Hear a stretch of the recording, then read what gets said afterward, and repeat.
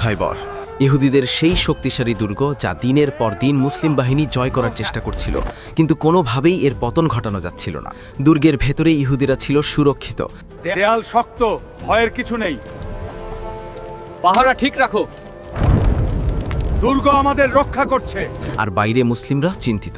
অবশেষে সেই ঐতিহাসিক রাতে রসুলে করিম সাল্লাল্লাহু আলাইহি ওয়াসাল্লাম ঘোষণা দিলেন, আগামীকাল আমি যুদ্ধের ঝান্ডা কেমন এক ব্যক্তির হাতে তুলে দেব যাকে আল্লাহ ও তার রসুল ভালোবাসে।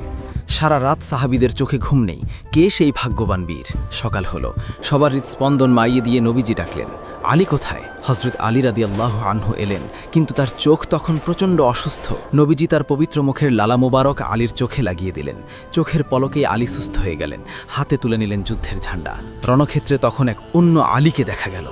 আমি মারহাব, খাইবারের অজয় রক্ষক। বাঘের মতো গর্জন করে তিনি ইহুদিদের সেরা